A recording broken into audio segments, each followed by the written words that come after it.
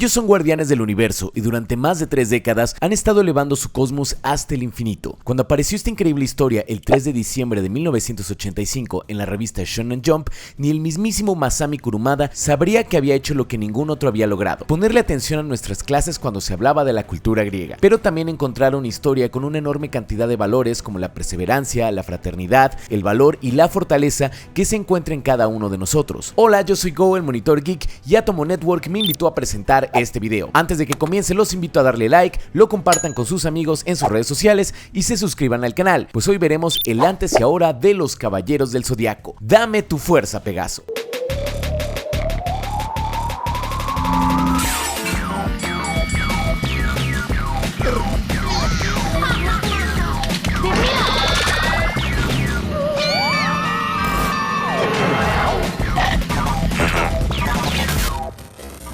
Génesis. Masami Kurumada empezó su carrera en 1974 en el mundo del manga. En 1985, inspirado por la mitología griega, creó la historia de un grupo de 5 jóvenes guerreros: Seiya, Shiryu, Hyoga, Ikki y Shun, los cuales fueron elegidos para servir a Saori Kido, la reencarnación de la diosa griega Atenea, para proteger a la humanidad de las fuerzas del mal que quieren dominar la Tierra. La popularidad del manga fue tanta que unos meses después de su lanzamiento, el 11 de octubre de 1986, llegaría su adaptación al anime, producida por Toei Animation y con el patrocinio de Bandai. Esta era emitida los sábados por TV Asahi. Esta popularidad hizo que esta serie tuviera 114 episodios divididos en sagas, siendo un éxito comercial en todos sus productos, lo que posteriormente le traería una serie de OVAs de 31 episodios y ONAs con 13 episodios. También se han producido 5 películas animadas y una película de animación 3D, además de varias precuelas y secuelas oficiales de la historia original. Algo que muchos fans masculinos suelen pasar por alto sobre la popularidad de esta serie es que esta también tuvo una gran aceptación por el público femenino. Si bien la serie estaba enfocada para varones, la cantidad de hombres atractivos y tramas interesantes cautivaron a las fanáticas al punto de que este anime fue pionero de los doujinshi con temática yaoi, que son mangas hechos por fans donde, en este caso, los colocaban en situaciones ya sea románticas o en otros casos más íntimas. El viaje. Saint Seiya se volvió un fenómeno tan grande en su lugar de origen que era difícil que este fuera ignorado por el mundo. Fue así como el primer país en adquirir los derechos de transmisión fuera de Asia fue Francia. ¡Ulala, señor Francis! Sí, cómo no. Emitido en 1988 por la cadena TF1. Para su versión, los franceses cambiaron el opening y ending originales por otra versión titulada del mismo modo que decidieron titular a la serie: Les Cavaliers du Zodiaque. Espero haberlo pronunciado bien. Que se traduciría como los Caballeros del Zodiaco. El hecho de que se les decidiera llamar caballeros y no santos como en el manga fue para evitar malentendidos con organizaciones católicas. Posteriormente, en 1990, llegaría a Italia y España, lo que fue determinante para su éxito mundial, ya que la aceptación en estos países proyectan su futuro éxito en el continente americano. Es así como en 1992 la serie llegaría a México para su doblaje en Latinoamérica, estando a cargo del estudio de doblaje Salgado S.A. y dirigido por el actor Jesús Barrero, quien se convertiría en la voz de Seiya. La serie se transmitiría bajo la señal de Imevisión desde octubre de 1993, pero tendría un cambio de emisora, ya que el 15 de octubre de ese año, Imevisión pasaría de ser una emisora pública a una privada. La serie pasaría a TV Azteca y esta fue recibida exitosamente desde su llegada, ya que fue uno de los programas estandarte del bloque de televisión infantil Caritele, conducido por Adriana de Castro, y que fue un fuerte impulsor del anime. Posteriormente, este llegaría a partir de 1994 a países de Latinoamérica como Perú, Bolivia, Chile, Ecuador, Puerto Rico, Colombia, Argentina y muchos otros países con el doblaje hecho en México. Esto permitió que llegaran a América Latina muchos productos licenciados que iban desde las cotizadas figuras de Bandai hasta distintos promocionales en nuestras golosinas favoritas de aquel entonces. La popularidad en Latinoamérica fue tanta que afortunadamente llegaron a ser distribuidas en cine y posteriormente en VHS las películas de los Caballeros del Zodiaco con doblaje. La caída. Para el año de 1997, los Caballeros del Zodiaco ya se habían emitido en casi toda Latinoamérica, en algunos casos incluso terminando de transmitir toda la serie. En el horizonte se empezaban a ver series que buscaban llenar el espacio que nuestros héroes estaban a punto de dejar.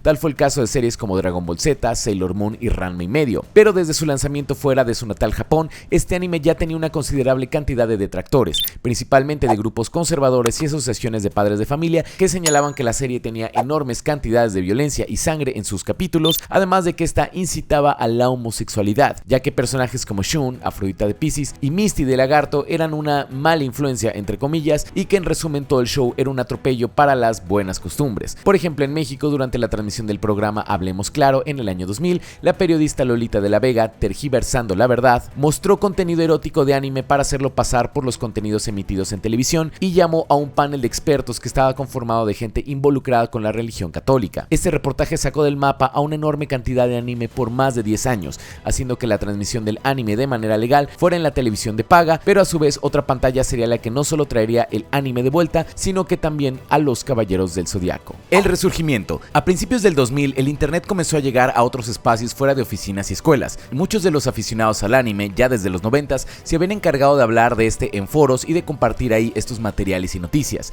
En 2002, llegaría la tercera y última saga principal de Saint Seiya, la saga de Hades. Tras la batalla contra Poseidón, reaparecerá el peor enemigo de Atena, Hades, cuyo ejército, conformado por 108 espectros, había sido liberado del sello de Atena después de 243 años, por lo que Seiya y sus amigos, junto a los caballeros, deberán penetrar a través del santuario, el inframundo y finalmente por los campos elíseos. La saga de Hades atrajo de nuevo el interés por los fans de la franquicia por todo el mundo, lo que en el 2006 trajo de la mano de Shiori Teshirogi, con la aprobación de Masami Kurumada, Los Caballeros del Zodiaco, El Lienzo Perdido, el cual sería adaptado en un OVA de 26 episodios en 2009. Esta nueva oleada de fans no solo motivó a volver a distribuir Saint Seiya en todo el mundo con sus debidos doblajes y adaptaciones, sino que trajo nuevas producciones, como es el caso de Saint Seiya Omega en 2012, otro spin-off que buscaba captar nuevos seguidores. Esto traería el regreso de Saint Seiya a los cines en 2014 con la película de animación 3D, Caballeros del Zodiaco, La Leyenda del Santuario, un evento que de alguna manera logró juntar a 3 generaciones de aficionados en las salas de cine, que a su vez trajo el concierto de la banda sonora de la película Yoshiki Classical World Tour a México ese mismo año, sumando la aparición de los Caballeros del Zodiaco, Alma de Oro en 2015 en streaming.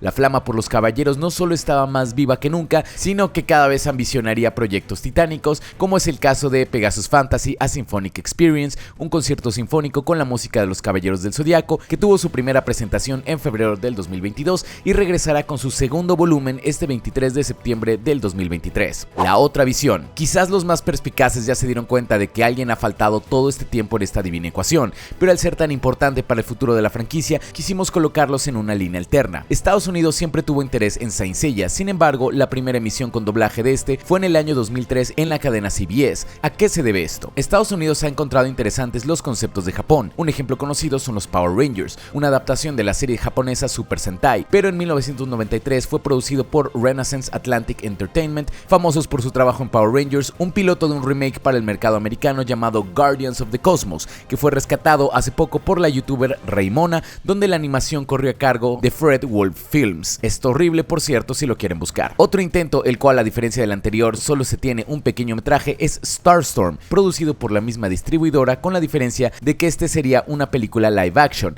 pero al ser rechazado por Masami Kurumada, esta no se llevó a cabo. Pero por fin, en 2019, de la mano de Netflix y Toei Animation, llegaría Saint Seiya, Los Caballeros del Zodiaco, un reboot animado en 3D con algunos cambios importantes para atraer nuevas audiencias, que estrenará una tercera temporada en Crunchyroll. En mayo del 2017, los medios japoneses reportaron que una película live action de Los Caballeros del Zodiaco había recibido finalmente luz verde en Hollywood. El proyecto, titulado Los Caballeros del Zodiaco Saint Seiya El Inicio, llegará a tierras latinas el 27 de abril y tuvimos la fortuna de conocer todo sobre ella gracias a Sony Pictures México. Esta es una entrevista que Sony me permitió hacerle a algunos miembros de este elenco. Hello. Hello. This first question is for Mark. I mean, I've seen the movie and your characters are so different in the movie than in the anime.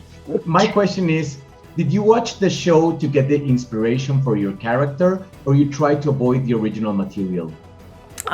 Yes, I took some inspiration from, of course, that, and then it also flows with the costume design, the script, the sets, the relationships that we build on and off camera kind of brings the whole character to life, and of course the imagination that we have. But pretty much the skeleton for the character was set, and then we flesh it out as we work. At least that's what I did. Yes. Okay, and this one is for Sienna, for Madison. I love that. On the anime, Sienna is this character that is always good, always kind, and almost perfect. How did you adapt it to be more realistic here in the movie?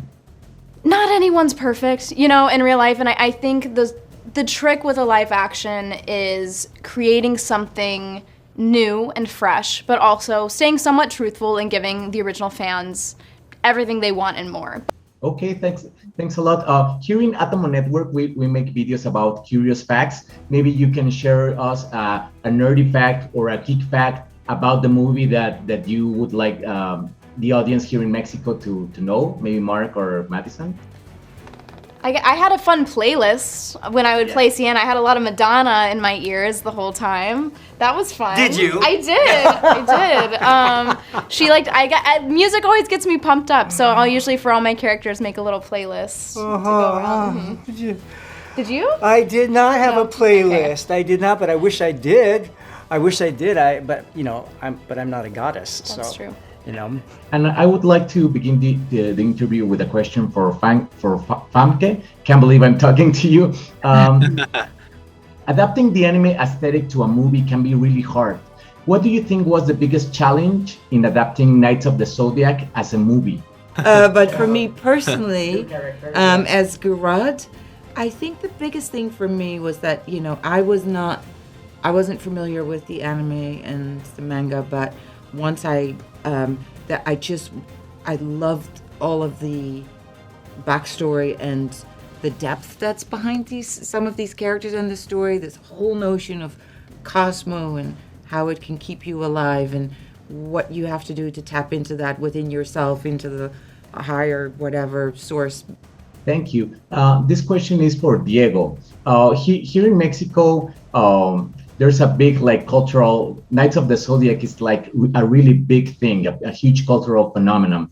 Did you grow up watching the series or were you new to the series? Amigo, soy latino. En mi casa crecimos con Dragon Ball Z. So every night, right, that was playing. And I wasn't familiar with Knights of the Zodiac or Los Caballeros del Zodiaco. But I was aware of the impact and the weight that anime held in my own personal life. So what I did first was I called my familia back in Ecuador and in Mexico, de Morelia y todos ellos. And I was like, hey, have you guys heard of this anime called Los Caballeros Zodiaco? And they're like, yeah, of course. That's like arguably one of the greatest animes of all time, right? So I was like, oh, okay. So should I play the Phoenix Knight? And they're like, idiota, claro que sí, lo tienes que hacer. And I was like, oh man, okay. All right, I don't really have a choice then.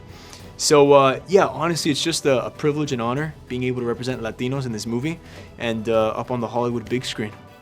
Desde su primera aparición en la Shonen Jump hasta su ahora salto a Hollywood, parece que nuestros valientes caballeros de bronce estarán para nosotros por un largo tiempo como si fuéramos la diosa Atenea. Pero ahora es turno de que nos dejes en los comentarios. ¿Tú cómo conociste a Saint Seiya? ¿Cuál era tu caballero favorito? ¿Te gustaría ver una línea del tiempo de los caballeros del Zodiaco? No olvides dejar tu like, compartirlo con tus amigos, suscribirte a este canal y al mío en donde me tomo a los superhéroes y ocasionalmente al anime muy en serio y pegarle esa campanita con todo su cosmos. Yo soy Go, el Monitor Geek, colaborador de Atomo Network y sigan viendo más allá de lo evidente.